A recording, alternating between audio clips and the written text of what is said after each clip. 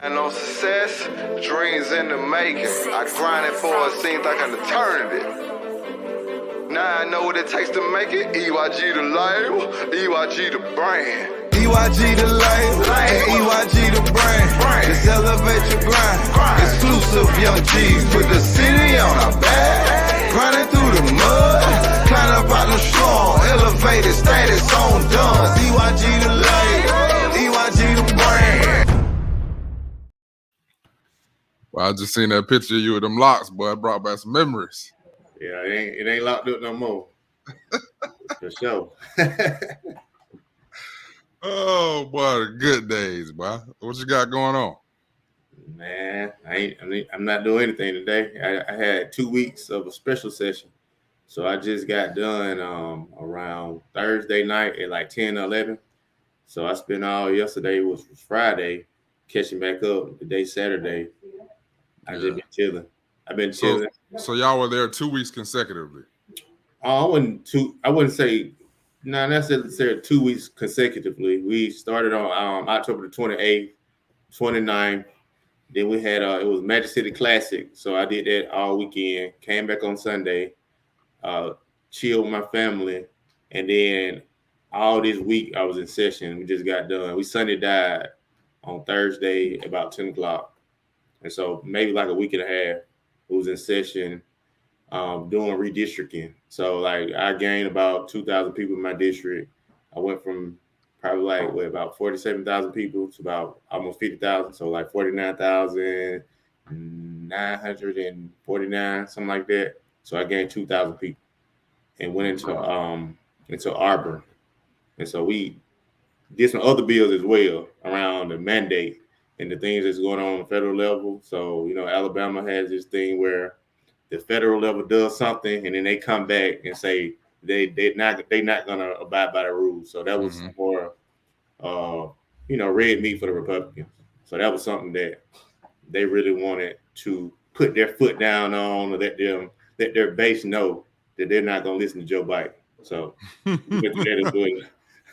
So we go through that, right? That's just something you go through in Alabama, right? No one ever wants to just say, "Hey, this is a good idea. Let's go with it." It's all about your base and get people all riled up. So we did that all this week, dealing with that.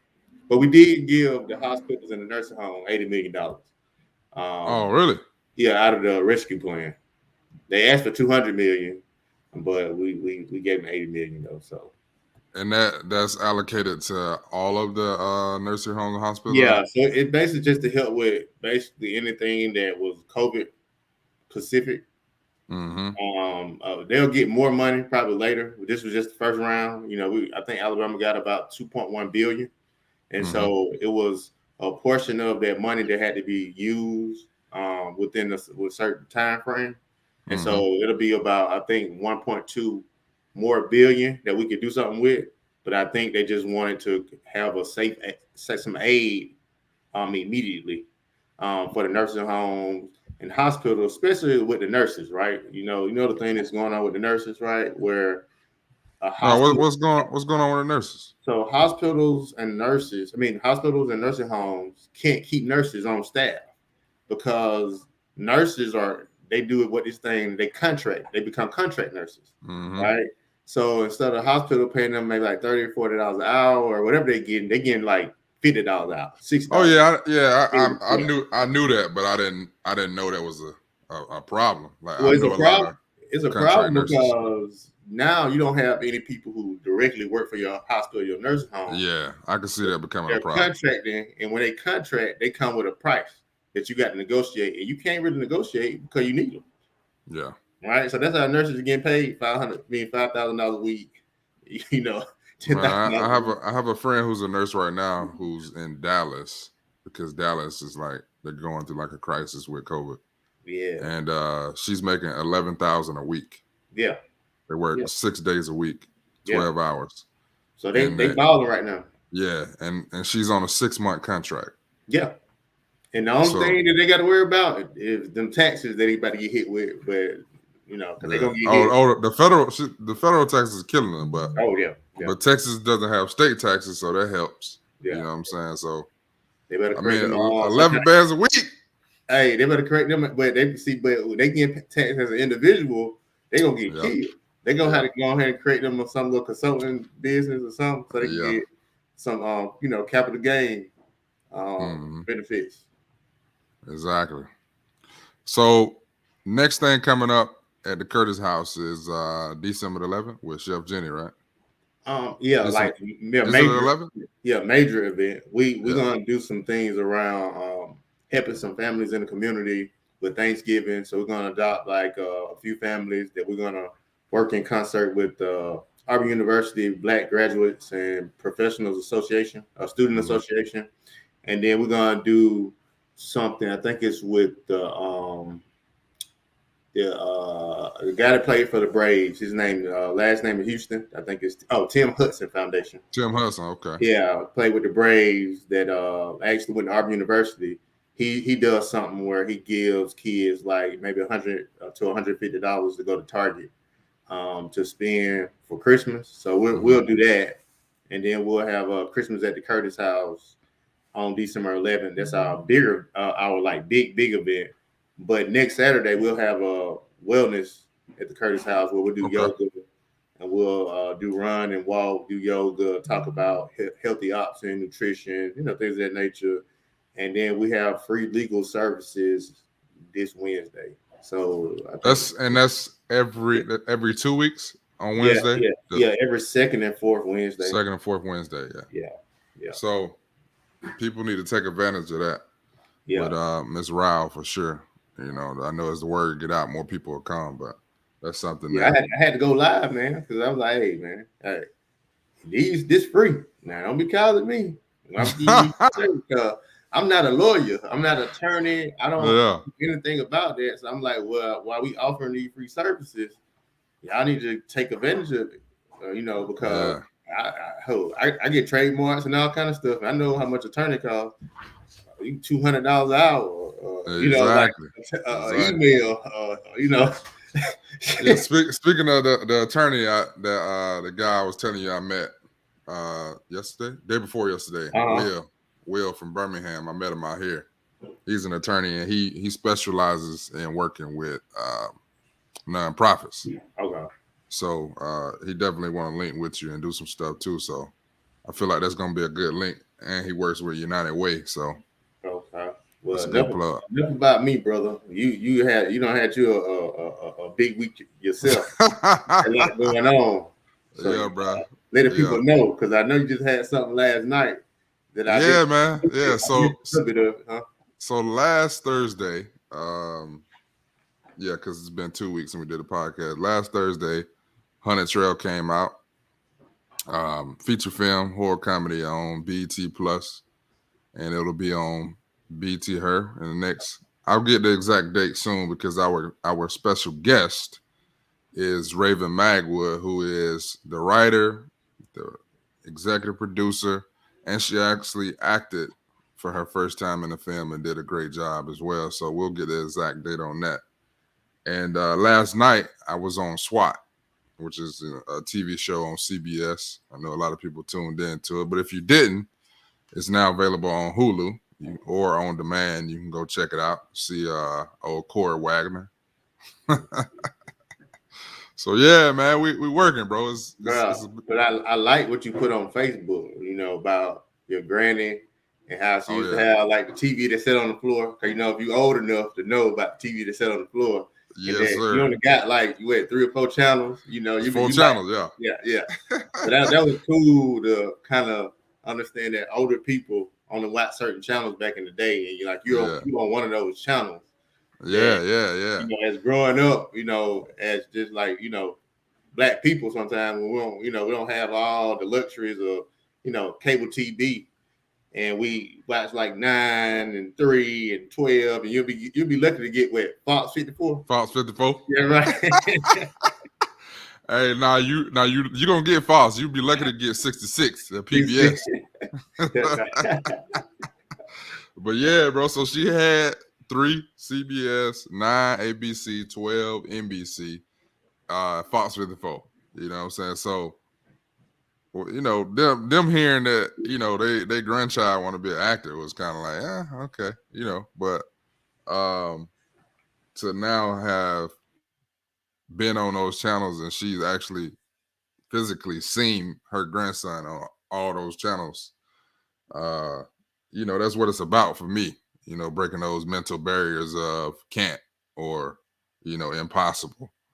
So, you know, that's one of the things that I cherish the most, you know what I'm saying, is breaking those mental barriers, not only with my family, but just people in general. And that's why I take the time to, you know, go back and reach out to the youth in smaller communities outside of just Opelika, because, you know, it's hard for most people to believe in something they can't see. So that's what it's about, bro.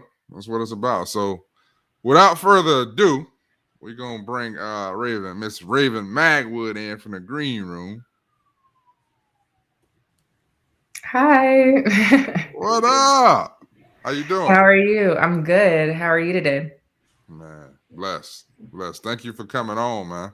Of course, of course. Jock called. Superstar. I had to come by. Definitely.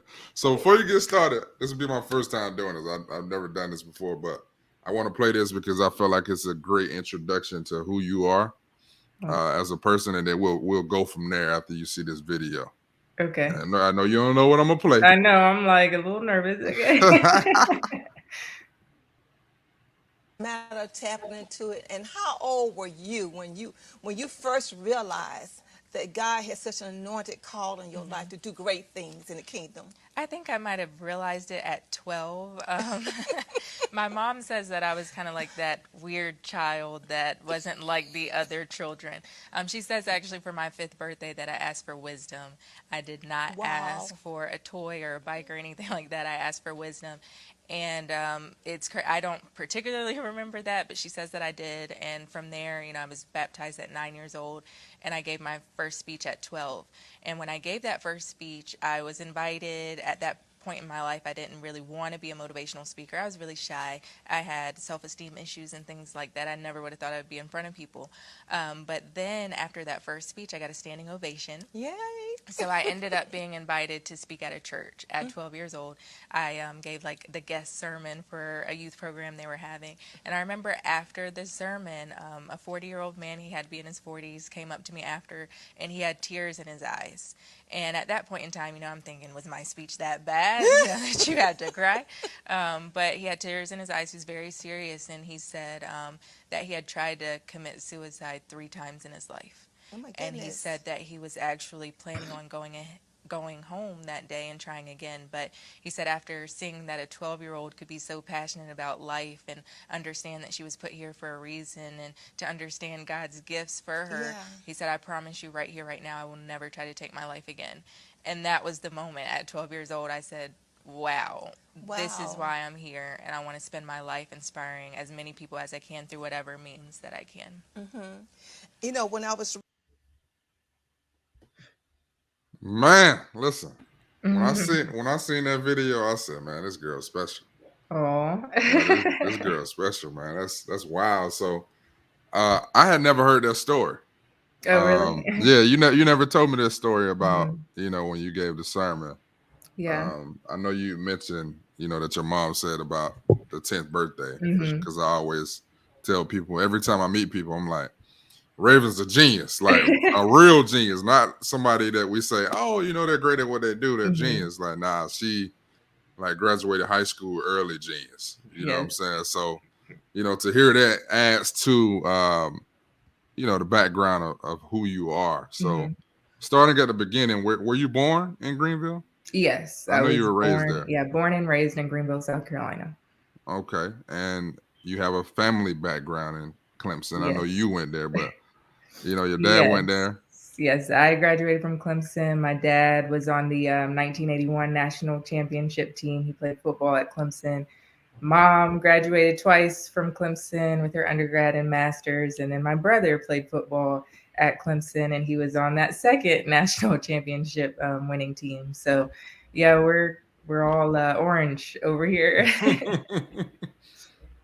So, gymnastics. At what age did you get into gymnastics?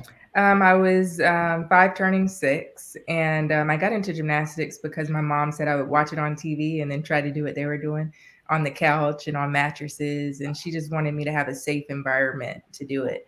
And then I started off, as all gymnasts do, in like a recreational, fun and fit type of class. And 2 weeks in, they said, no, she belongs on team. Like she needs to be on our competitive team.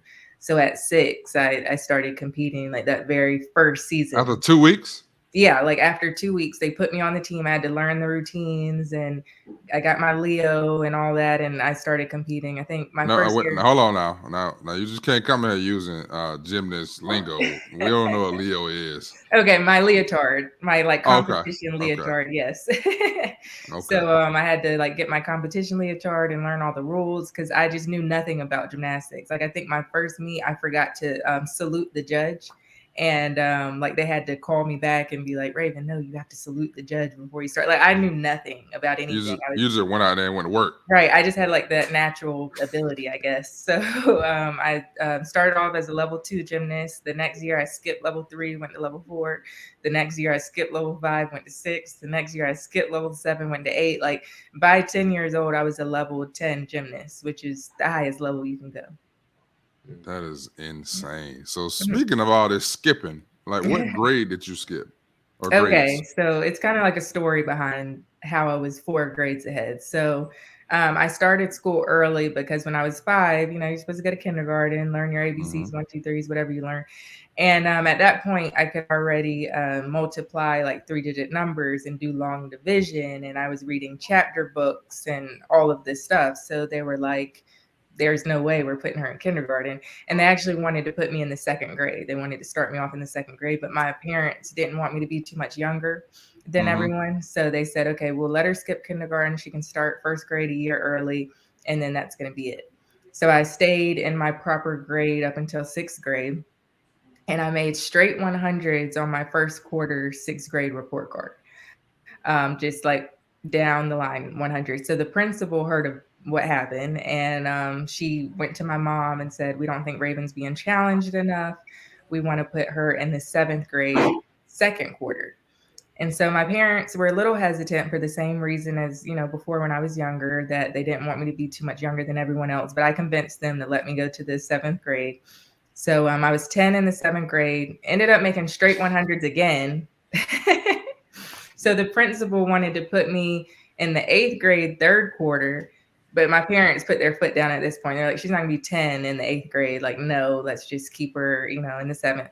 So I went to high school at 12. But my high school was a charter school on a college campus. So my sophomore year at 13, I started walking over and taking college courses, like real college classes on the college campus. So that's how I was able to get my college credits. And so when I went to Clemson, I was 16 as a 2nd semester sophomore. I was only a few credits away from being a junior. Yeah, I ain't ever heard that one, but yeah. Man, listen, it's so hard for me to wrap my mind around because I know how I struggled in the 6th grade. So, and see, that's the thing. That's when life got real for me. I was like, oh, I really got to do work now. But it's funny because like when people hear that story, they think that I was just that student that sat on the front row and just, they think I was that student. And I was not a huge fan of school. Like I sat in the back. I didn't, I laughed like the whole time. I was probably like valedictorian and class clown, if that can be a thing. That's so wow. Yeah, but I paid attention. That's the key. That's what I tell students. Like, you may not like school, but those 50 minutes, an hour, or whatever that you're sitting in that classroom, if you pay attention there, that's half the battle. So I was able to just kind of use my time management skills, and I was good at school. Didn't necessarily like it, but I was good at it. You were great at school. Thank you. Mr. Gray, Representative Gray was good at school. Yeah, I was good at school. I wasn't like I wasn't trying to be that either. But I wouldn't want to move up no grade. I wouldn't want to stay my grade, right? Because I didn't like school anyway, right? But you see that a lot. I mean, I've been talking to some people. You see that a lot in young kids where their parents don't know what to do. Mm-hmm. Essentially, they're too smart and they're not really learning anything. And I think I just had a conversation with my minority leader about his daughter and how sometimes you're not in the right school system. They basically try to keep your child in the same grade, never trying to advance them, never trying to Mm-hmm. really see them in something outside of this conformity of this Right. box. So it was good that you had parents that say, "Hold up a little minute," I don't want her to be too grown, too old, too Yeah. fast, but at the same time, they wouldn't like studying your growth. And I'm in an area where you know public school rules, but I Mm-hmm. do see the necessity to have choice sometimes. Yes. Not everyone is going to be tailored to go to public school. And if you probably went to public school, you probably would have never been able to advance to a higher grade. And so that's a prime example of why choosing the schooling you want can be beneficial to some people. Mm-hmm. Yeah, because Absolutely. when I was in middle school, I was at a regular public school when I first got bumped up in middle school, and then my high school was a charter school. So definitely big there on making the best decisions for yourself and for your kids, so that they can realize the potential that they have. Because a lot of times, our kids just have so much potential, and they're not able to realize it because of the either the lack of resources or just not knowing. And so I'm very big on just trying to educate anyone to make the best decisions for themselves and their kids. Yes. So you were this amazing student, amazing person. You did your first, we're gonna say sermon. I'm not gonna say speech because you was in the pulpit. So Hmm. you did your first sermon at 12, and you also wrote your first book at 12, correct? Yes, yes. So I wrote it when I was 11. It got published when I was 12. And at that point, it was just kind of like a kid's guide to being successful. I came up with my 3Ds: dedication, determination, and discipline.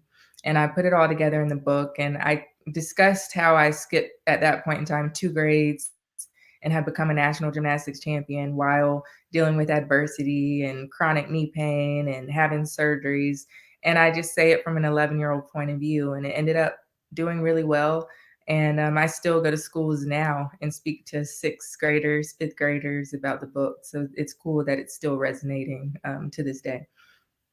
Man, that is insane. So did your mom or somebody like say, "Hey, you should write a book," or you just had the No, it idea? was really accident. Like all of this, I won't use the word accident because I'm very big on everything happens for a reason. But none of what I'm doing now, like up to Haunted Trail, was never like intended.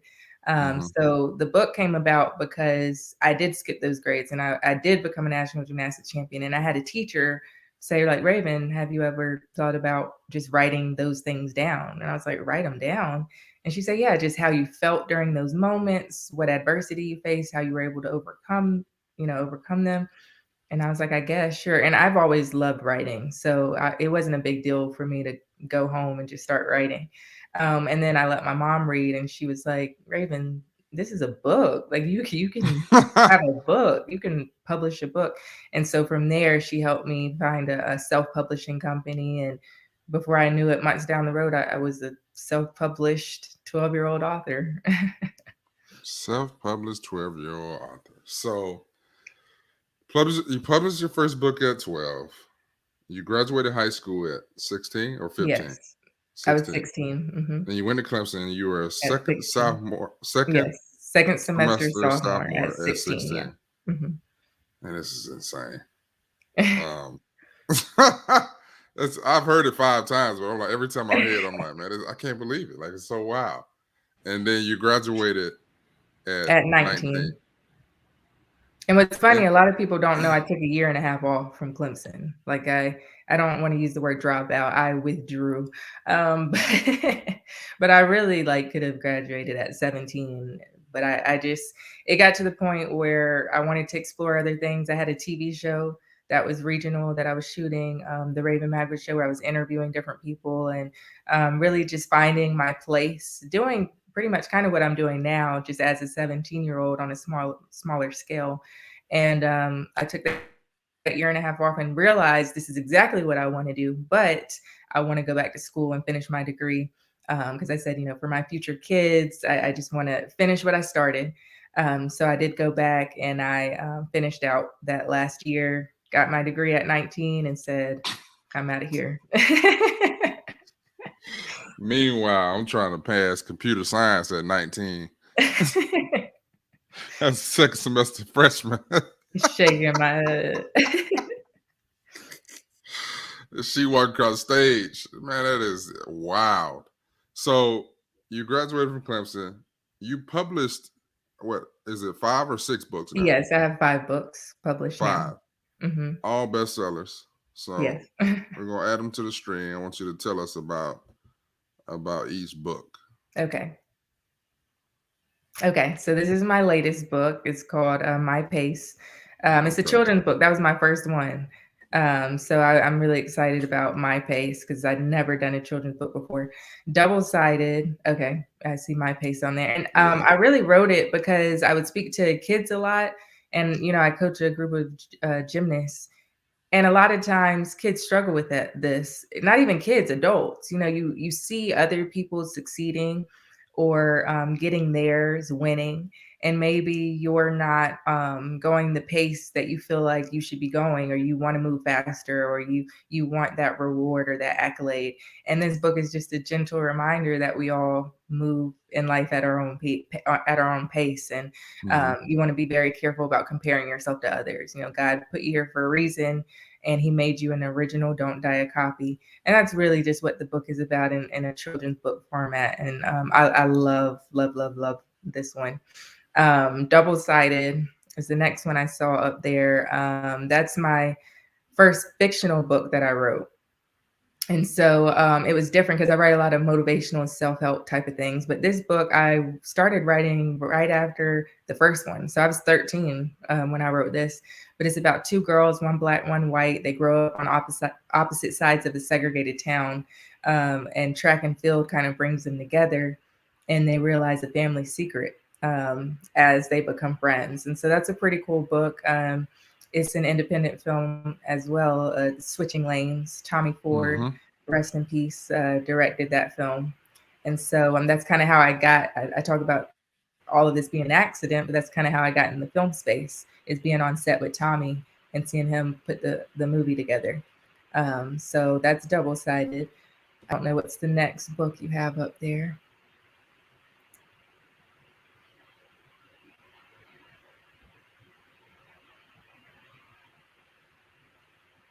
I love this, Jock.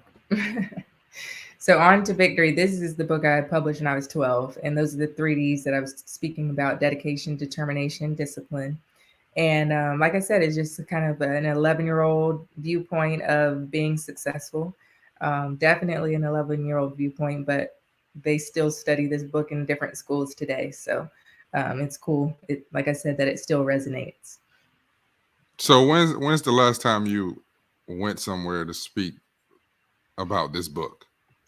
It's probably before shutdown with COVID. Right before shutdown, I actually went to a 6th grade class, and they were spending like 2 weeks studying the book.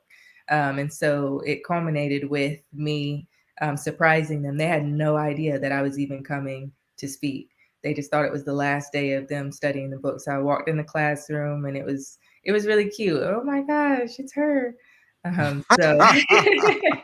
So you have a curriculum for this book, or they were using it kind of as a curriculum yes. themselves? So the base curriculum, the teacher at the school actually created it for the class. And so I want to see about talking with her about spreading it around more places. But she does it every year. She studies this book every year with her 6th graders. So that was my last in classroom visit with this book right before shutdown. But I've gotten some inquiries now that the world's opening back up again. I've gotten some more inquiries. So I'll probably be going back out there with this book very soon. Yeah, when you get your curriculum together, you got to reach out to Representative Gray, because yes. He's in the process of doing some similar things in Alabama. So most definitely, for sure. All right, let's see what we got next. I don't know what's next either. I don't remember. Let's see. It has to be one of two. Let's see. Okay, so this is my most successful book, The 7 Practices of Prosperous Women. Spent a lot of time on the bestsellers list. It details the 7 steps to just being prosperous as a Mm-hmm. woman. And I did write it directly for women, but I'll get a lot of men to reach out to me too, whether they're leaving reviews or sending me messages saying, that may be for women, but I got a lot out of that. But I really just I look at my life because people would ask me every time I would go speak, well, how do you do it all? How do you balance it all? How have you been so successful?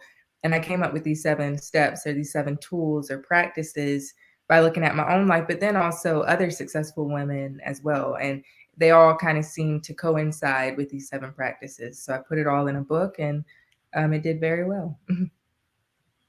7 Practices of Prosperous Women. Yes, which means the next one is the 7 practices of exceptional student athletes. And it's a similar concept. The practices are the same, but I tailor it specifically for athletes. And I got a lot of good reviews on that. I think, as you see on the cover, Michael Dean Perry gave me a review and a quote. I got one from Danny Ford. Just a lot of amazing athletes and coaches and even executives in athletic offices just saying, this is real. These 7 steps will allow a student athlete to be successful. So I've definitely given a lot of speeches to classrooms and to like coaches and teams, whether it's football, basketball, gymnastics, really discussing these 7 practices. Yeah, that's great. What you think about that, Rep? She got 5 books, bro. What you think about them? They're all awesome, for sure. I don't know which one I like better, really, because they all hit, different points of views. You have the athletes, you have the women. The thing about women books, it's good to know both sides, right? So that's a good book for a man to read. But I don't know. I think I may like the 3Ds. I mean, I don't know, but I think that the 3Ds was the most enticing out of all of them. But I like all of them though, for sure. Yeah. That's my most requested speech, actually. The 3Ds: dedication, determination, discipline. What about you, Joe?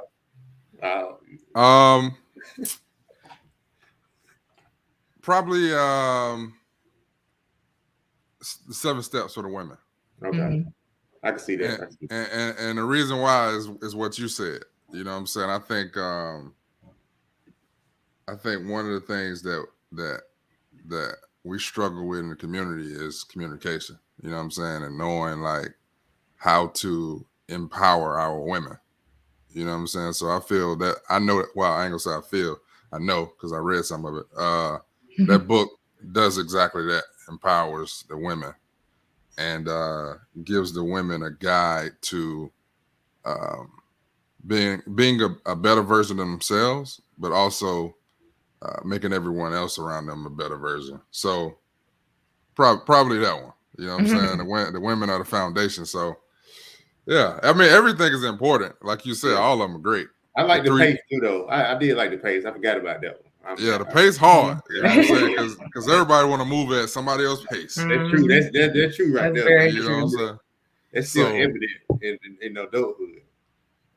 It's still to this day. Right. You know what I'm saying? So it's relevant to everybody. So I feel like you got or you have a niche for finding like things that everybody needs to know. You know what I'm saying? And writing books about them. That's why you're a bestseller. So are you currently writing or working on another book? Not another book, another screenplay, not another book. Okay. Yeah. All right. So I want to write another one, but just not right now. I'm taking a break from the books for right now. Yeah. It makes sense. You kind of want to experience a little more before you write your next book. Yeah. Right? Yeah. Yes, sir. Okay. So speaking of screenplays, the book, what was the book that was the first one that Double-sided? Double-sided, yeah, and it was turned into a film. Switching Lanes. Switching Lanes, yeah. I was going to call the book Switching Lanes, but so Tommy Ford, rest in peace, directed that. And then you and I met, I think it's been three years now, 3 or 4 years ago. Your brother, as you mentioned, played for Clemson. And every couple years, Coach Sweeney will invite me back to Clemson and get me to talk to the players, motivational speech, just kind of give them my testimony. And Jarvis was on one of those teams. And correct me if I'm wrong, but I think this is what happened. He mentioned to you, you got to meet Jock. He went to Clemson, he played at Clemson, and he's an actor. And that's how my name was brought to you, right? Yeah. And so you reached out to me, which I admire, because most people don't reach out to people when it comes to a partnership or getting guidance. And that's something that I kind of dislike. I feel like I tell people all the time, use me, just don't misuse me. Right. You know what I'm saying? If I'm able to help, if I know something that you need to know, ask, because I'm willing to tell you. You know what I'm saying? Just don't misuse me. So when you reached out, I was like, okay, she reached out. Number one, she went to Clemson. Number two, she Black. You know what I'm saying? And number three, she reached out and she's inquiring about something that I love. So yeah, I'm gonna have the meeting. So I flew. Where did we meet at first? Was it South Carolina? We had met. Yeah, we met in Clemson because you had flown to Atlanta and then you drove up to Clemson and then I drove down to Clemson and we met up. Yeah. So flew to Clemson. We linked up, had a conversation, and going into the situation, I had no idea I was sitting down with a genius, or I probably would have sat down with my Clemson communications voice. Instead of sitting down like, what's up? You know what I'm saying? What we doing? Those are the best conversations. Yeah, you're right. But so I knew at that point that we would do something together. I didn't know when. I didn't know exactly what. But I knew we would because we both had similar mindsets when it comes to making things come to pass. You just do it. You know what I'm saying? So about maybe 8 or 9 months went by and you reached out and you were like, I got an idea for a movie. And I was like, already? Like, what's up? So you came to me with the idea for Hunted Trail. At that time, I don't think it had a name, did it? Yeah. I don't think it had a name. I was just kind of telling you the idea in general because I don't even think I had finished the script or anything. I was just kind of like, okay, Jock, we said we're going to do something together. This is the idea that I have. This is someone I have in mind for one of the characters. And that's when I told you about Desi for Zay. And then, everything just kind of lined up amazingly because I finished the script. You loved the script. You got Desi Banks on board with wanting to play Zay and everything lined up from there. Yeah. It definitely was destiny.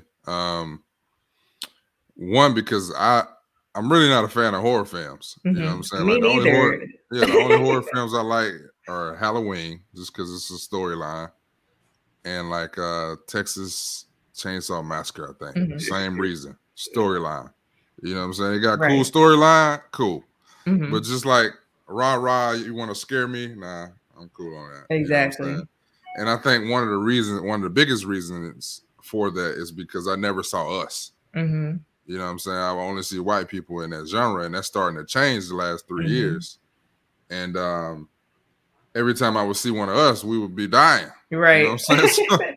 So I'm like, man, I ain't watching no scary movie. You know what I'm saying? So when I seen the script, I was like, okay, all right, yeah. Group of college friends. And then I just confirmed, like, look, these black people, right? You know what I'm saying? Like, majority of the crew got to be, or the cast got to be black. He was like, yeah. It's one white girl. I was like, oh, this is perfect. Yeah, this is perfect. So I was like, if we do it though, we got to put a scene in the beginning where somebody that ain't black getting killed. You know what I'm saying? So it was funny. Like, how it all came about. Yeah. It's really funny. Yeah. So that was the thing. And then it was it was real. You know what I'm saying? It wasn't a bunch of black college kids put into a white horror film. It was a bunch of black college kids in a situational film if they were in the same situation as a white group of friends. So it was authentic, it was real. So I was like, all right, let's do it. You know what I'm saying? Just so happened Desi is like a little brother to me, so that was an easy call to make. And then we originally wanted to cast my little brother Patrick Walker as one of the cast members, but he was booked for a film in Colombia at the time.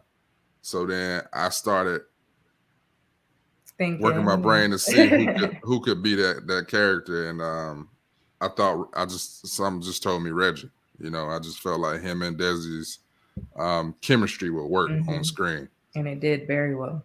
Yeah. So with Hunted Trail, did you ever see the process unfolding this fast? Because it's fast. Oh yeah, no, Yeah. beyond fast. I never thought that it was going to happen this fast. I'm just very big on taking the first step. I know a lot of people have analysis paralysis and they want to analyze every little thing and they don't ever start. But I just learned a long time ago, you do not have to see the full staircase to take the first step. And so for me, the first step was, okay, let's finish the script. Then, okay, let's get Jock on board as my co-producer. Okay, what cast can we attach? And we just started working.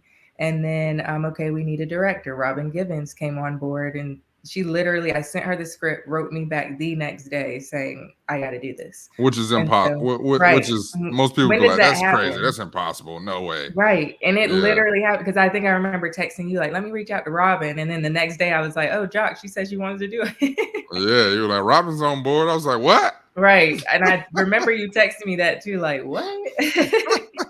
So we got her on board and then we said, okay, when do we shoot?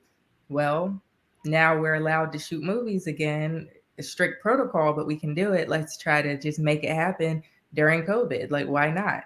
So then we ended up shooting. Then we came back for those few days to finish shooting. Then we sent it off to Viacom. Not knowing, like I'm thinking months maybe would go by before we hear anything, and then that would probably be a no. But literally like a week later, Viacom comes and says this would be perfect for BET, and they wanted to license it. So it's happened so fast, but it goes back to me just feeling like this whole project was divine. Because, you know, when things just line up the way they've lined up for Haunted Trail, I can't take credit for it. You can't take credit for it. My mom, executive producer, can't take credit for it.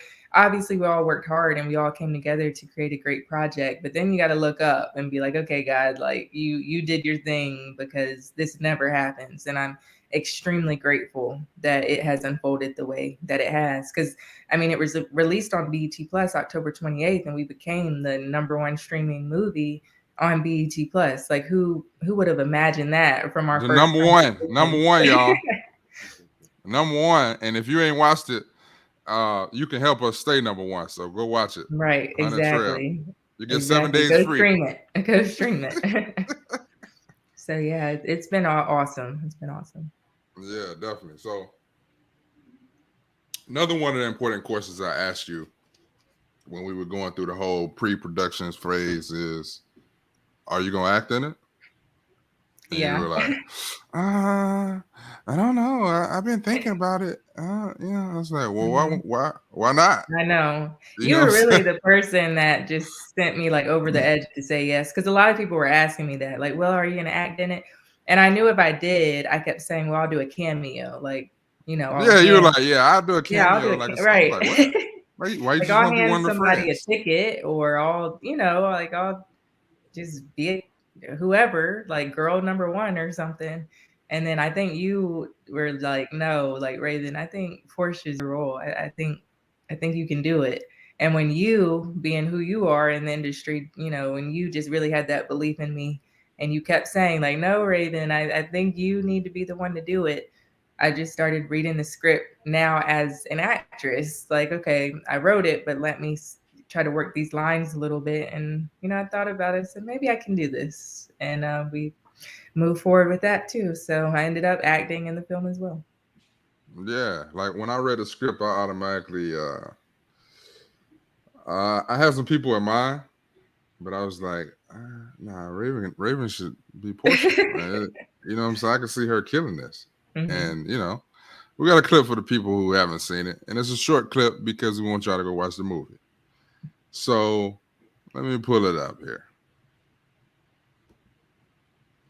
Of course. I mean, I'm with you. I'm kind of scared. I'm kind of scared. Yeah, I know you're scared. But we're on a Haunted Trail, so I mean, right? We're supposed to be scared? All right, come on. We gotta go. Come on.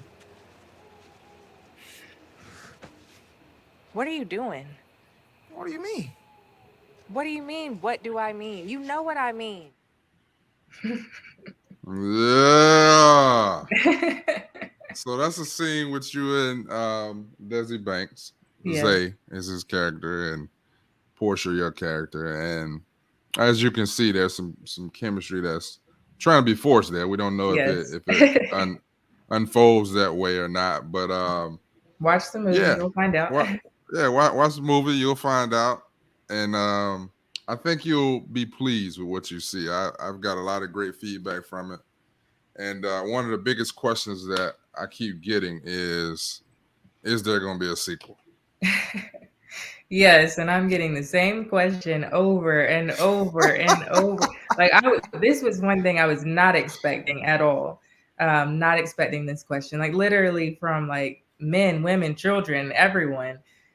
So I will say yes, I'm gonna start working on writing a sequel. So we'll say yes. Mm-hmm. Yes, I'm gonna start writing. Everybody, I kind of sent texts to everyone, to Desi and to Reggie, and just everyone involved who could possibly come back. Would you want to come back? And they were all down. So for right now, yes, we're gonna move toward doing a sequel, Jock. Yeah. I mean, I knew, but the people need to know. You know what I'm saying? Like everybody that keep asking me who watching this, now y'all know. Here's the answer. We are working. We are working on a sequel. Man, listen, one of my homegirls last night, she watched the movie on Halloween. This was our first time talking since then. Mm-hmm. And she was like, I need answers. I need answers. I need to know did Zay die? Did he die? Because y'all left. We never seen if he died. I said, well, that's what the sequel is for. She's Right. like, well, it got to be a sequel because we need to know if he did. That is hilarious. Yeah. So yeah, I'm looking forward to that, and also other things. And you have other films that you've written as well, right? Yes, I have like 3 completed screenplays and then 2 ideas that I'm kind of waiting to flesh out. But yeah, I'm in this for the long haul. This is what I want to do. I want to continue writing and producing and directing. So I just hope to keep dropping the films, Jock. Oh yeah, it's coming. So we're gonna move on over here to this section of the show. Step up to the podium, Ms. Raven. So I'm gonna ask you a series of questions, Okay. and you answer them the best way you know how, without giving. Well, I'm not even gonna say that because you're a genius. Oh, So Lord. I already know you got them answers on deck. Oh, Lord. Right. Okay. Are you ready? All right. Here we go. All right. Question number 1. Favorite gymnast of all time? My favorite gymnast of all time would have to be Dominique Dawes because she's the one that got me wanting to do gymnastics. So she's my GOAT. Obviously, I enjoy watching Gabby Douglas and Simone Biles and, everyone from this past Olympic cycle, but Dominique Dawes is the GOAT to me. I had a crush on her when I was a kid. I loved her. Like, she was just awesome. Like, I haven't heard anything. Is she like around? Is she coaching? Yeah, I'm not sure about coaching. I know she's done like some commentating and stuff. Like I've seen her with a mic in studio. But yeah, that would be good to know. Might see if we can get her involved in a project or something. Yeah, Dominique got to come through, man, because I need to meet my 8-year-old baby. So, question number 2. Would you rather be forced to go back to the age 16 and start over, or wake up tomorrow the mother of quadruplets? What's funny is I've had this conversation about the quadruplets, and this is why. Because it sounds weird. But my mom is a twin, and my dad's a twin. And that's why I asked. That's exactly why I asked the question. No, but listen, my boyfriend's mom's a twin too. So it's like, it's just there. And we have twins just throughout, like both of our families. So I've thought about what if it just multiplies and we have quadruplets? That would be pretty wild. I wouldn't mind though. I mean, it takes a village to raise a child or children. And we have an amazing family. Both of us It do. take So it take a village to raise a child. It take a city child, to right? raise There is. quadruplets. But I'm at that stage in my life where I'm ready for that. So I'd probably go with the quadruplets, as weird as that may sound. Man, you are a heck of a woman for that answer. All right, question 3. Your worst and your best Christmas gifts ever. Okay, worst and best. I'll start with the best. I remember, I can't remember how old I was, probably 9 or 10 years old, but I wanted a motor scooter. That was like the thing of that year, is having like a motor scooter, one that you can sit on and room. And I just kept talking about it, but my mom was like, no, not this year. My dad said, we're not getting you all that, because I have a younger brother we talked about on the show, and he wanted one too. So these were 2 motor scooters that we were asking for, and they just kept on with it's not happening. So it finally got to the point where I'm like, I think they're telling the truth and this really is not happening. So I just stopped asking, started putting my attention to other gifts. We woke up Christmas morning and they were there, like by the tree, put up, ready for us to ride. And so we just kind of freaked out and, oh my gosh, we got them. Like 10-year-old Raven, 7-year-old Jarvis, if you can imagine. So that was probably like the best kind of surprise. Worst Christmas gift? I don't know if I would say I've had a worst Christmas, because I'm not that type of person. I never look a gift. Oh no, come on No, now. like seriously, Come like on now, Raven. I'm just, maybe it's been situations where I just feel like maybe someone didn't put thought into it. And you kind of looking like, wow, like I what the really. kids say, it wasn't given what it was supposed to be given, or whatever they say. Right. So it was like, I do remember a situation where I felt like, man, like I've really gone above and beyond for this person, and like really just done a lot all the time, like calling me at 2 o'clock in the morning, making sure they're good, and then they kept talking about Christmas, and then it came and I was like, oh, well, thank you. But it was one of those moments where it was like, oh, well, you didn't really put thought into this, but okay, thank you. So it was probably like a situation like that. But in general, like I'm very easygoing. I'm not, it's just kind of whatever. If you put any type of thought into anything, I'm one of those people like, oh my gosh, thank you. I got you. All right, this next question gonna take a little bit of thought, but maybe not. I don't know. Okay. Maybe you plan this. So this is a situation. Okay. You're producing a film Mm-hmm. that you co-wrote, Mm-hmm. and you get to bring on board 2 executive producers, anybody in the world, Okay. and not Jock, Okay. excluding Jock, right? As a producer, you can put me in a movie. Okay. So you get to bring on 2 producers, 2 EPs. You get to bring on any director, and you get 4 leads. Who are those people? Okay. Wow. Because it wouldn't make sense, because these people some of them have worked together, some of them haven't, and I don't know if there's any beef or anything. So I don't know if this We ain't worried about no beef. Okay. Executive producer, I would probably go with like Tyler Perry and Oprah. Okay. Simply, because of obviously the amazingness that they've done in this space on different levels, whether it's with TV, theatrical, what they had the opportunity to bring to a project, their expertise, what I can learn from them during the process. So those would be the 2 executive producers. As far as director, um, I'm a fan of Spike Lee as far as directing. So I just really like I did his master class, and anytime he does an interview, I always listen. I'm just really big on just how he thinks, and just like when I hear stories from behind the scenes of his movies, it just makes me realize that movies are living and breathing things, and how even like with Haunted Trail, things happen that end up being great. Like even when I heard about one of my favorite movies is He Got Game, because one of my favorite basketball players is Ray Allen. So when I heard the backstory of the scene with Ray Allen and Denzel on the court playing that game, and how Denzel was really just supposed to like take a shot and lose, and Denzel was like, "No, Spike, like no, we're playing this game, and it's not just about to be me just letting my son take over. I'm playing him."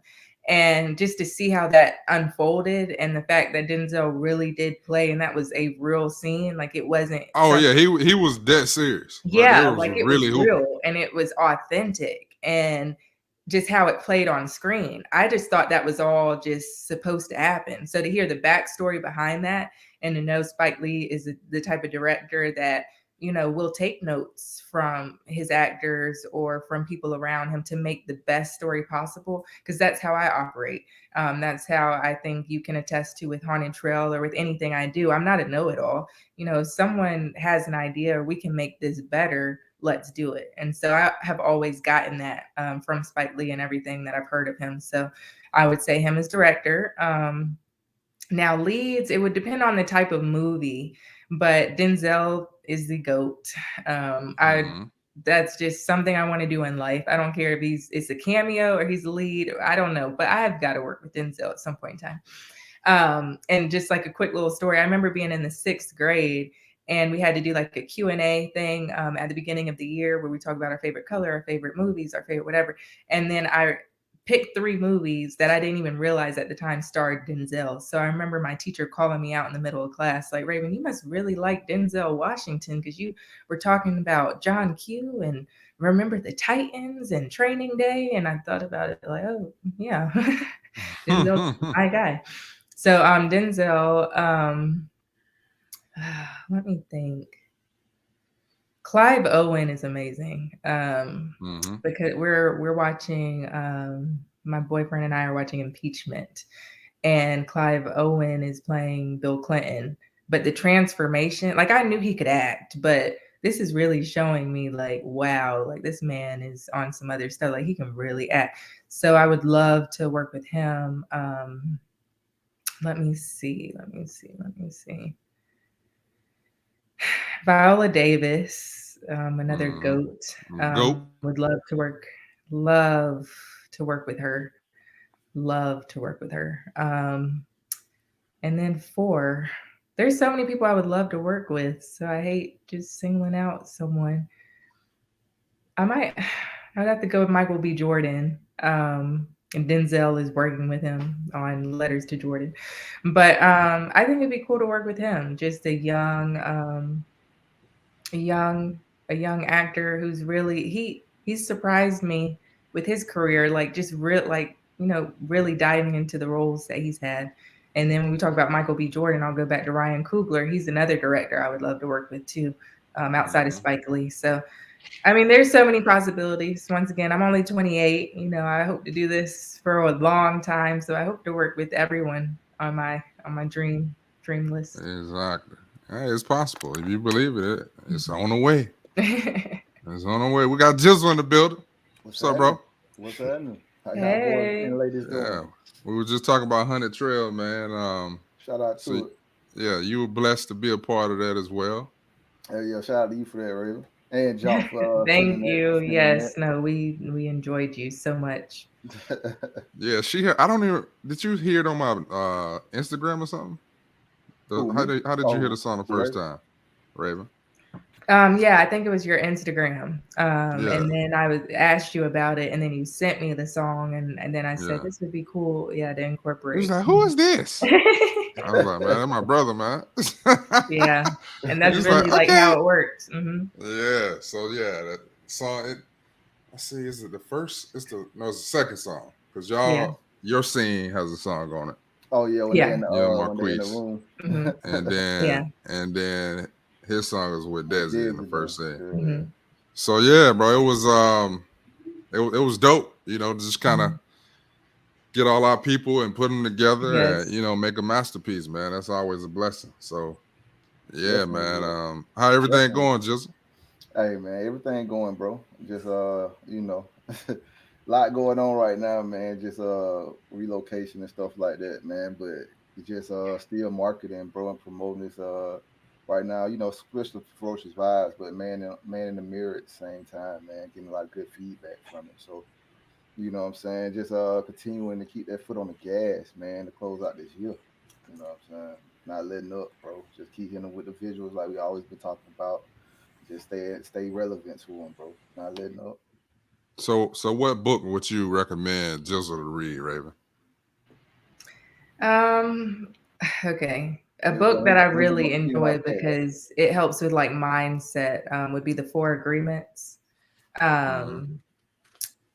I just really love that book because it kind of breaks down how you interact with people, whether it's not taking things personally, just knowing that everyone's fighting their own battle. Because I'm just very big on that. Like, I'm not someone who has road rage. I'm not someone like I give the benefit of the doubt probably too much, because I just want people to flourish and not put my expectations on them.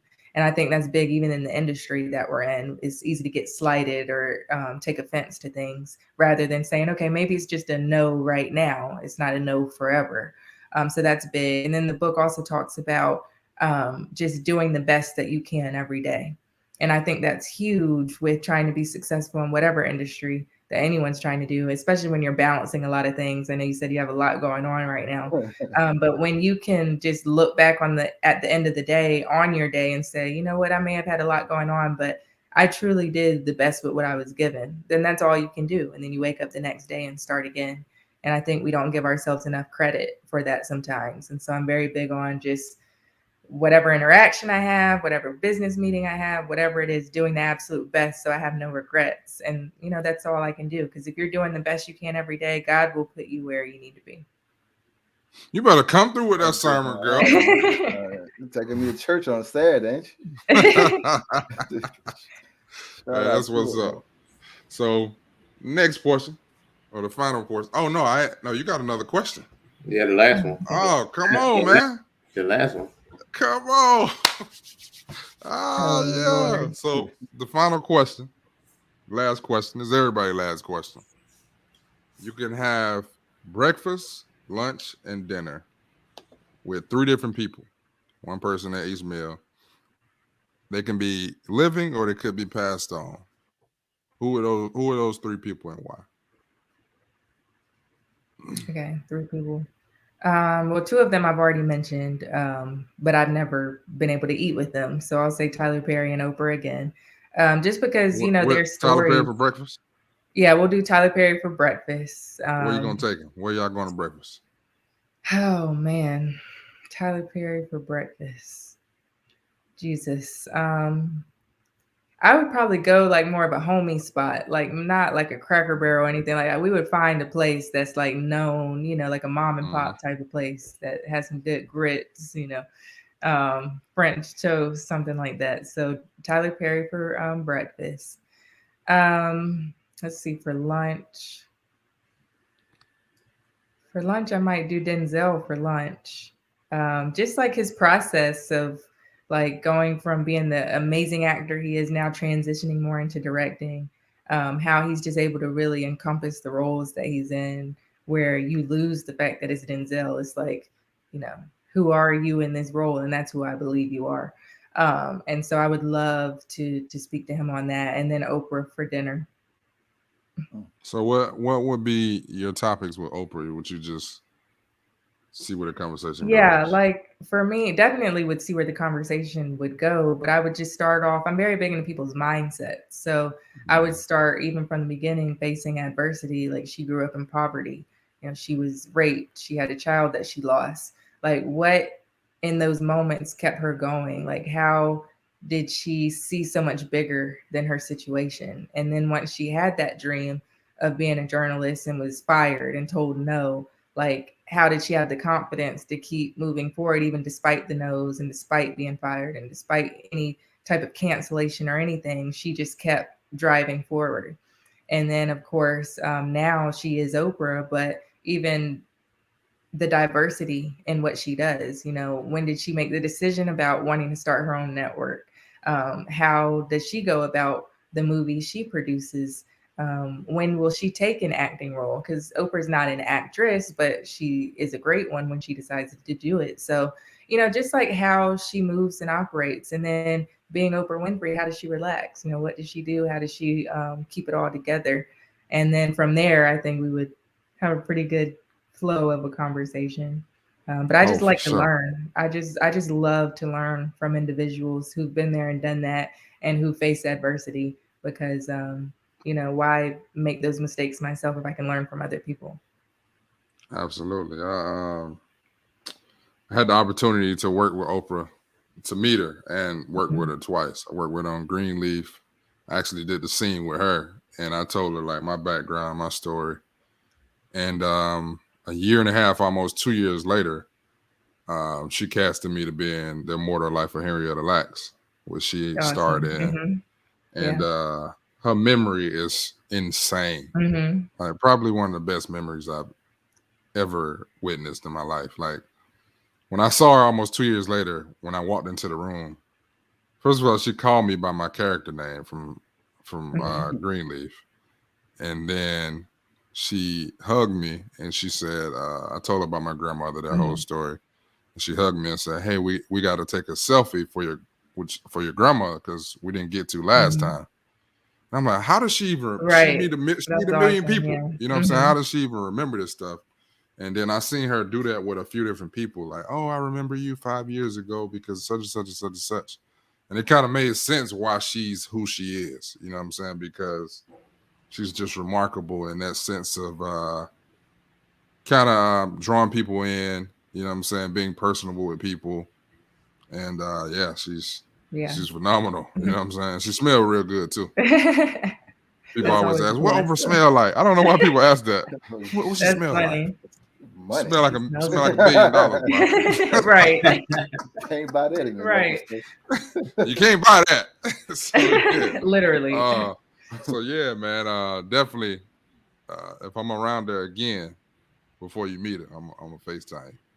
You know what I'm Please. saying? So y'all can have this dinner. Yes, please, So please. yeah, now I'll let you off the hook. You can get down off the podium now. You can get out. So the last thing we got is the gym of elevation, which is a quote, scripture, whatever the case may be, that I typically feel resonates with our guests. And this time, I actually got something from you, from your page. There we go. So, can you elaborate on this? Yes. Not everything that weighs you down is yours to carry. Yes. What does that mean to you? That's a big one because it's something that I struggled with for a very long time because I do love helping people. I love giving advice, and I'm that person for a lot of people in my life. When someone needs somebody to talk to or they need someone there, they call me. And I went through a period of my life where it seemed like I was living my life for other people or being weighed down by a lot of problems that when I took a step back, they weren't mine at all. Mm, And there were cases where maybe I even was enabling people because I was helping them too much. And when I just saw that as I was reading, and someone said, you might be carrying things that just simply aren't yours to carry. And I'm like, wow, I'm being weighed down by things that just aren't even mine to carry. And so I'm very big now on protecting my space and my mental health and learning to say no. It doesn't mean I can't help. I'm still the same person. I love helping. I love being there for people. But now I understand when I have to say no, when it's healthy to walk away, because I can end up being so stressed out about other people's problems or other people's burdens. And then sometimes, on the flip side of this, it may be my own burdens or my own issues that I've got to give over to God. I'm mm, trying to do everything myself and solve every problem and control everything. And I'm trying to carry the weight of the world.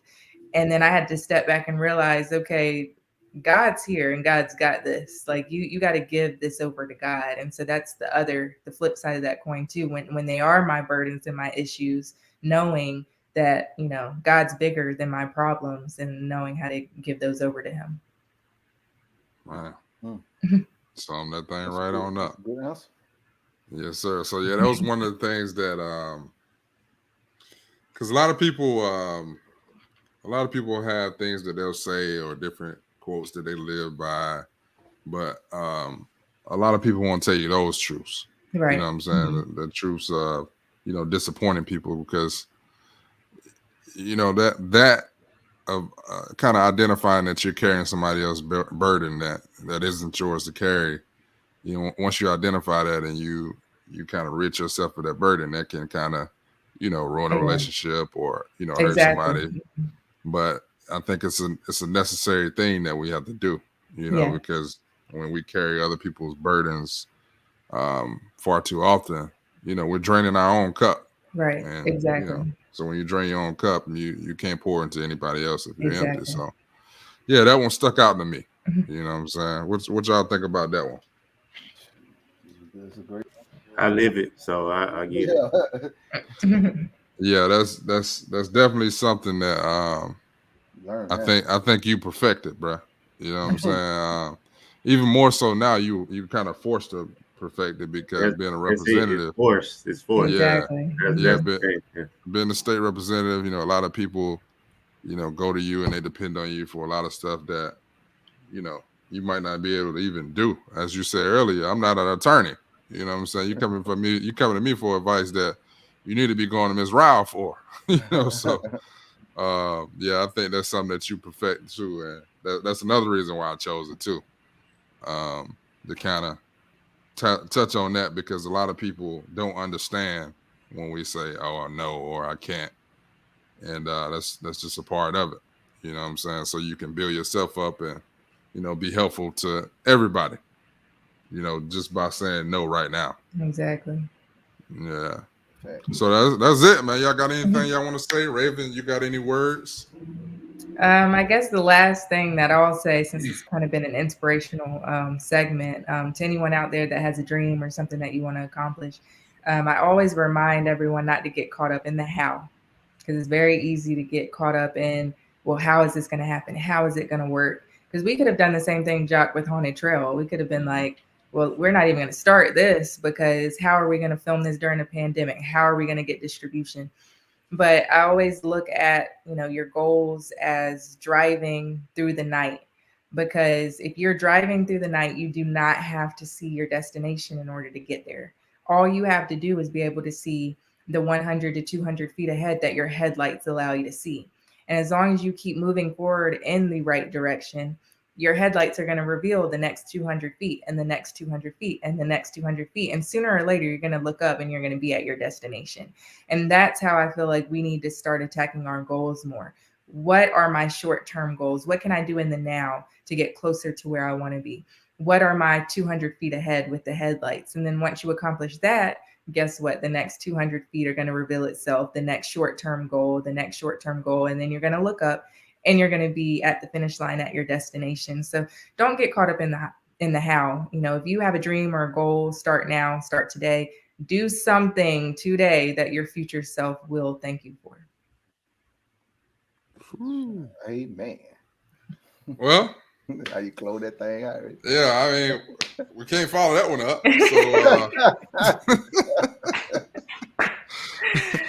So you got anything to rep?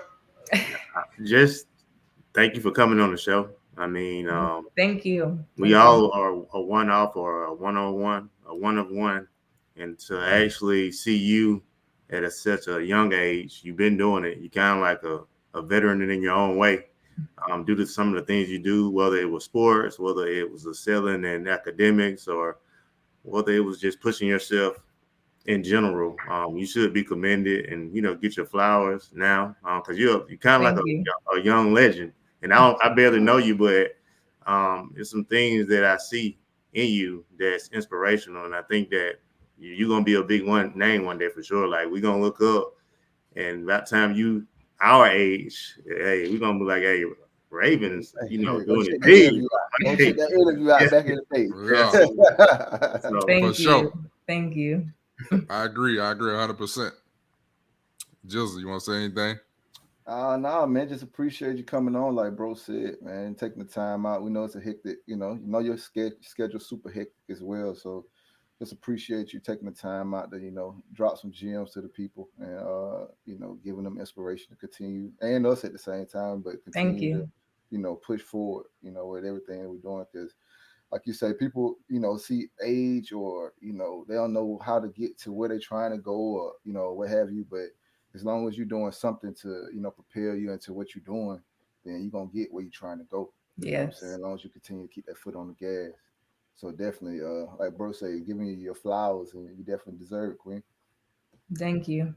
And you gave my first movie, however, I don't know what to call it. You know what I'm saying? On the soundtrack.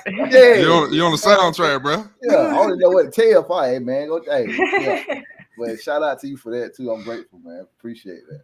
I'm on the 100 Trail soundtrack. That's what you got to tell them, bro. Yeah, we're on the soundtrack. We need to put that thing out for real. Thank you. Thank you so much. Yeah, No man. problem. I'm glad you just said that, Jizzle. That's something maybe I need to look into. Maybe we can do a 100 Trail soundtrack on Spotify. If all of those artists on Spotify, Raven, send me the list, and I'll create that playlist. That would be Spotify, cool. You on Apple too? You on all that? I'll link up. So yeah, we got to do that. Jizzle, you great, bro. You got on it. Well, you were very impactful in 15 minutes. You know what I do, bro. Yeah, that boy came in, man. He break striking new ideas. So yeah, man. Thank you, Raven, again. Thank you so much. Yeah, like everybody said, man, we appreciate you. You're a legend in my book, or I wouldn't work with you. No, I'm lying. I still would work with you. But yeah, man, I'm proud of you. I appreciate you. Yeah, I'm definitely proud of you. Thank you. And I'm here for you. Anything you need, I'm one call away. I might not answer, but leave a voicemail. And I'm going to call you back. All right. You want to take us out, Rep? Oh, I forgot. Hey, I almost forgot. I'm about to say peace. Until next time, stay elevated. We'll see y'all. All right. Hold it down. All right, Queen.